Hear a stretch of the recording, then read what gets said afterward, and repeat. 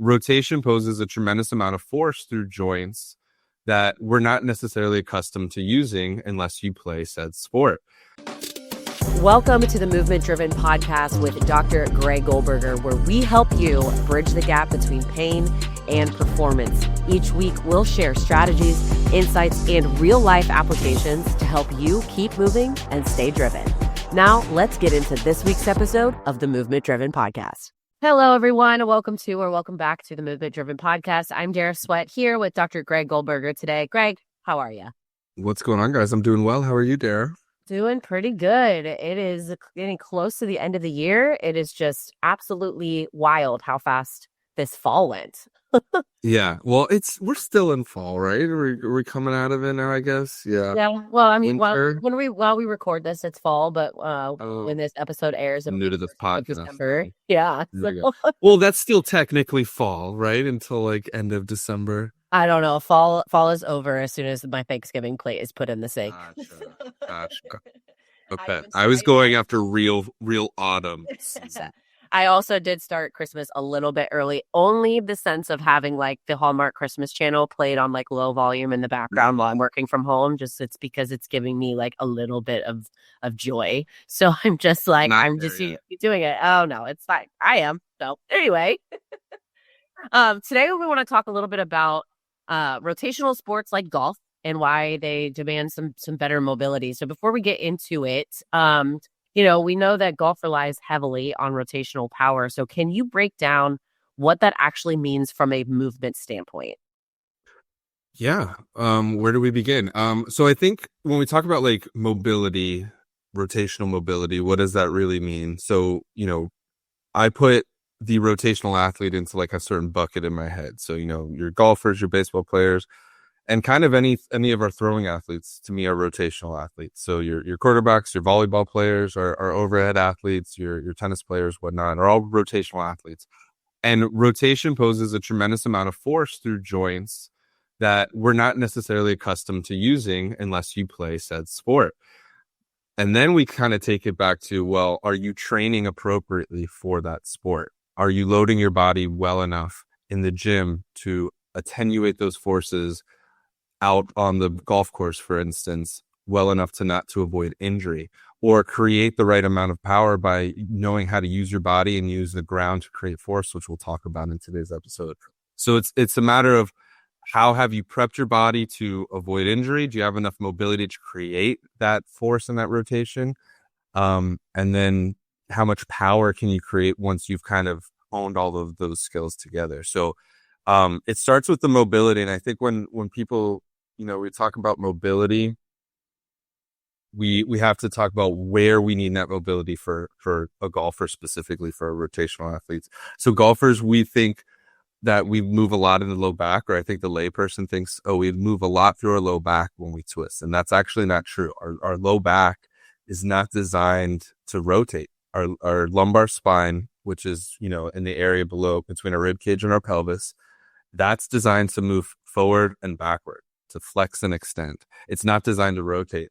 And so the two areas that we need to rotate in the golf swing are your hip and your thoracic spine. So your hip joint, where your pelvis meets your long bone, your femur and your thigh. And then your thoracic spine is that upper half of your spine between your neck and the lower back. And so we rotate through these areas. But what I see a lot in my golfers, especially, after we kind of hit 50, 60s, 70 years old, we kind of lose some of this mobility. And it's not just because we got older, but it's because we haven't been really working on it the right way.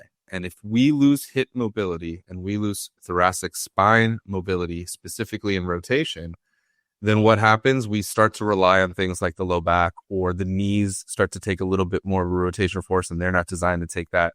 And so when we have these structures that are taking too much rotational force and they're not designed to take that load, then that's when injury tends to occur. So the first step is we have to get thoracic mobility and hip mobility from a range of motion or a flexibility standpoint. Yeah. And I know that we share some videos on our social media pages as well as YouTube as far as like how to, do those types of things. But what are some simple drills or exercises someone could do to improve rotation through those key areas outside of obviously coming in and seeing you. Right. Well, I think the coming in is we don't want to we don't want to gloss over that part because I think Right. early on when we're working with people, the in-person sessions do so much from a manual therapy standpoint. So we have techniques like giant needling and our deep soft tissue and myofascial release techniques. I think do a really good job of resetting the nervous system and allowing you to move through areas that you haven't moved in quite a while. And so when we start doing some of these mobility drills and exercises without that manual therapy at the beginning, I see a lot of people start to cramp, especially in the rib cage and the hip. They start to get into areas where they're not used to being comfortable, and the body doesn't know how to react, and it kind of cramps up a little bit. And so the soft tissue, I think, is necessary, and then we kind of turn that into our own self myofascial release tools and using lacrosse balls and foam rollers and things like that at home. We teach our clients how to do that. And then when we get into the mobility part, what I think people don't talk about enough is the actual science and what does the literature actually say. Anybody can tell you to go do XYZ exercises, and we might all tell you to do the same XYZ exercises, but it's a matter of how you dose it. So when we talk about mobility and actually gaining true what we call, range of motion or tissue pliability, what the literature says is a 2-minute hold of a low load, prolonged 2-minute stretch is the minimal time you need to actually get change in these tissues, in these soft tissues. So when we talk about muscle or tendon, when we're trying to get lengthening of those tissues, or if we're trying to get what I think most people need the most is capsular range of motion. And so what that is there's a joint capsule around most of our synovial joints, and that's often what restricts motion at its core. So we try to get these 2-minute holds. So we introduce people to 2-minute holds, and we want to hold these things under tension and really load the system and get the body used to being in these positions.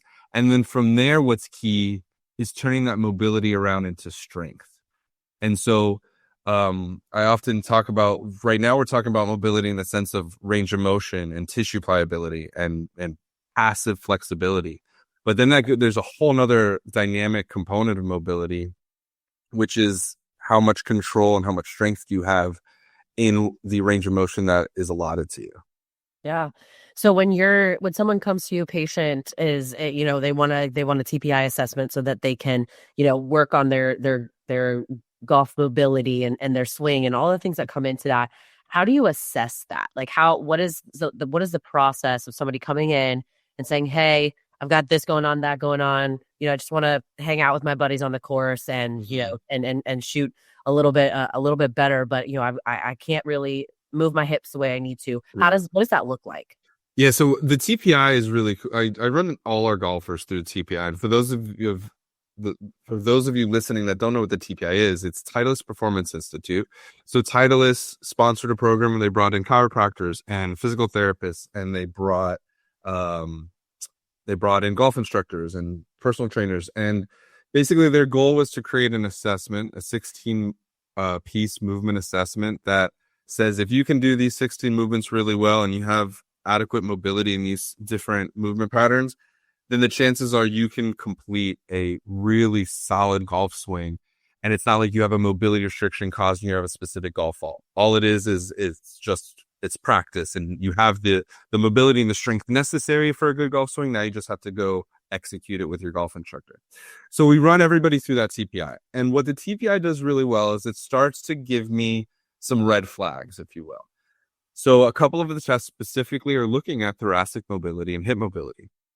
And in these tests, they do a really good job at kind of determining, do we just have some sort of issue in the region?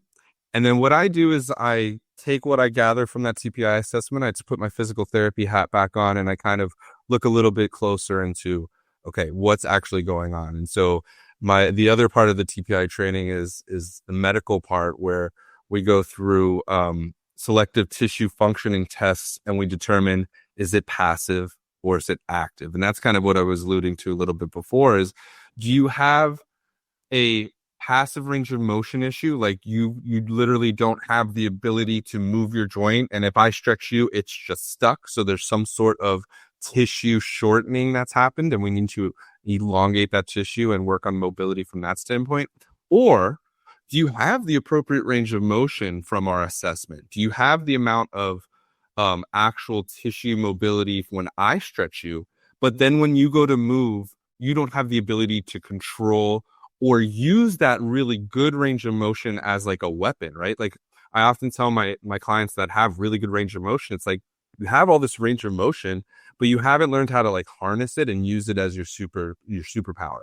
You have to be able to control that large range of motion, and that's where people often break down because now they're moving outside of their kind of middle ground base of support system, and that's when they get into repetitive stress injury mode. So on both sides of that spectrum, whether we have too much passive mobility and not enough control, or we just don't have enough mobility on either end, we have to identify which is your issue and then attack it from there. And that's where the customization of your exercise program comes in, because we have to assess it the right way to then be able to, you know, diagnose you and prognose you and dose you with the right types of exercises. Right, right. So are there common restrictions that you see in these patients that come to you for these assessments? Yeah, I would say that the two we're talking about are two of the most common. Whether it's and it's because of what I was just saying. So whether I'm seeing the 12-year-old young, junior athlete, and she's just learning control of her body, she's super flexible but has no idea how to control it, or I'm treating the 65-year-old male who hasn't really worked on his thoracic spine mobility ever, and we just have to start from square one, and he needs a little bit more manual therapy work, and he needs the dry needling, and he needs these prolonged holds, versus the young 12-year-old girl. Hey, we have mobility restriction, but it's not because you can't get there. Like, it's not because you don't have access to that mobility. It's that you don't know how to control that mobility. And so we go from there. We just kind of, we see it kind of all over the spectrum, I guess is my answer. It just depends on your demographic and your personal makeup. And then that leads to kind of what I see most commonly. Yeah. All right. Well, let's get into the question that all the golfers want to know. How should they get their drive an extra 20 yards when they're hitting their irons longer or all that stuff? Where do they get this power? Now they've done the mobility, they're working on that. Now they want the power, right? So Yeah. so how do they get there? So I think that's what I think most people come to me wanting, if they're not hurt and they're just looking for performance, their main goal is to increase power. I want to get 20 yards on my drive so I can compete with my buddies on the weekend, or whatever the reason is. So that's what people, like you said, that's what people really want to know. And you said once we have the mobility, right? So we have to get the mobility first. And here's why. Mobility is necessary to produce power. So the analogy I use is like, if we're going to do a slingshot or we're going to like shoot a rubber band across the room, we have to have a certain amount of ability to stretch that rubber band so it has the same amount of power in the opposite direction, right? If I just stretch that rubber band a little bit, it's not going to go anywhere. I haven't increased the potential energy and then launched into the opposite direction. So the same thing happens with the golf swing. If I don't have a big backswing, then I'm not going to have power. And then we can further go into joint by joint, muscle by muscle. If we don't have adequate mobility in each of these segments, then something's going to get lost along the road. So we first have to get the mobility in check. Do you have adequate passive range of motion? Check. Now, do you have control of it and have good active full range of motion? Check. Then we get into, okay, let's learn how to really maximize the power. So then we talk about how do we really use that? And that gets us into the conversation of ground reaction force. So this is one of those like hot topics in the golf world. Everybody talks about ground reaction force, but what does that really mean, right? In golf, and I would say almost all sports that are participated on land, I'm trying to think of any that don't. Like when you're on land and you're an athlete, you're using the ground to change your momentum to produce power, and you're using it as a launching off point, right? Whether I'm a football player and I'm cutting, I have to be able to use that ground. If it's slippery out because it's raining, then my speed and my agility is affected, correct? So the same thing happens if you don't know how to utilize the ground, then you don't know how to utilize the rotation we've been working at. So what I mean by that is we have to then have really good control of everything from our foot and ankle complex up to be able to get down into the ground and then reverse and transfer that power through to the hands. And then that becomes a complex situation of, do we have enough? We have the hip mobility, but do we have enough control and enough strength through that midsection to actually transfer the power from the ground to the hands through the ball and increase strength? So what we have to start doing from a rotational standpoint is not just like we talked about before, working on that passive mobility of holding 2 minutes, but now we have to use what I like to do with the golfers is put them into 3-dimensional exercises, which means a lot of different straps and equipment and cables and things like that, and get them moving their body in rotation against the load and through the ground so that we can create the force needed to produce that 20 yards. Okay, great. So can you talk a little bit more about how lack of hip mobility can lead to deviations or faults in the golf swing or injuries in other areas of the body? Yeah, so like we talk about why the hip mobility and the thoracic mobility is so important too. The golf swing is something where, sequencing matters, order of operations matters. And if something isn't moving right, it's going to have a domino effect throughout that golf swing. So what I see a lot of the times, like, for instance, if you don't have good hip mobility in your trail hip. So if I'm a righty golfer and I'm going into my backswing and my right hip rotation is not good, I don't have good internal rotation or control of that rotation like we were talking about, then that's going to limit how much my pelvis can rotate. And that's going to limit how much I can get in my backswing. And what I see when people can't rotate in their backswing, then they're going to try to already go into some type of extension posture to get a little bit rotation. Because when I extend my back up, for instance, like out of a deadlift posture, if I just stand up, now I can now I can rotate through my spine more. And now my hip is not limiting me as much. So what we see a lot is we can't rotate through that hip. So we stand up tall. Now we're starting to get into things called early extension, which some of you might know from your golf instructor saying this is one of your golf faults. Early extension then leads to hanging back. Then I stay back. I keep my weight on my back foot. I don't have power going through the ball. I'm not using the ground appropriately. Then I'm starting to do things like we call it casting, where I'm kind of like casting my hands at the ball instead of driving through, just so I can make contact, just like I cast a fishing line. And now I'm setting myself up to hit the ground in an awkward position where my shoulders, my wrists, my elbows are not in the right position. And that's where things like golfer's elbow and lateral epicondylitis and things like that start to happen super commonly with golfers. So what I see, like, people say, oh, your hip mobility is not causing your elbow pain. It's like, well, not directly. But if you're a golfer and your hip mobility is shot and your golf swing sounds like it looks like that, or seems like it looks like what that sounds like, then it is affecting you through that chain, and you're going to have things like shoulder pain or elbow pain creep in, for instance, or hip pain itself. So, I kind of touched on it. If we're not getting through that ball, then we're losing power just because your right hip isn't rotating. So if you come see us and we identify something as simple or as significant as your right hip is not rotating inwardly that well, and we fix that, that alone could help you stay straighter on the golf course and add some distance because of that. And that's just kind of the tip of the iceberg. So that's what I love doing with people. Come in, see our TPI assessment. Let us kind of blow your mind with things that look pretty simple that you're not able to do, and kind of show you what we can do for you in a short amount of time, really.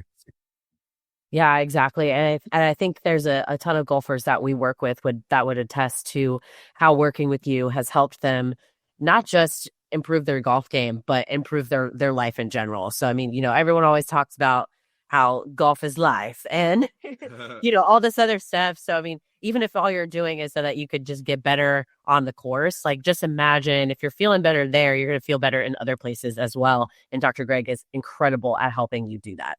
It's so true. It's not just like you're going to feel better on the golf course. You're going to feel better playing with the kids and just doing, yard work, but there's also something said about, to your point of golf is life. Well, if this is your hobby and this is something that truly gives you happiness in life, and you can't do it because it hurts every Sunday, let us help you. Like, what are you doing? Like, right. Let's invest in something that's going to help you in more ways than one. It's not just going to be physical relief. You're going to get mental and emotional relief because you're going to be on the course with your buddies or whoever, enjoying the sunshine and doing what you love to do. And like it's a snowball effect in the right direction. So, I preach that all the time, and it sounds so cliche when I say it myself, but it's so true. Cliches are true for a reason. So if that kind of sounds like something you're looking for at all, like come in. We have discounted evals all the time. Take advantage of one of these discounts that we throw out there on social media. Come in and see us. Mention this podcast, and I'll give you the $79 discount. Come on in. Yeah, like mention this specific podcast. Come on in. We'll get you going, and trust me, you won't regret it. Awesome. Well, thanks, Greg. I'm sure our golfers really appreciate this episode, and we'll catch you on the next one. Awesome. See you next time, guys.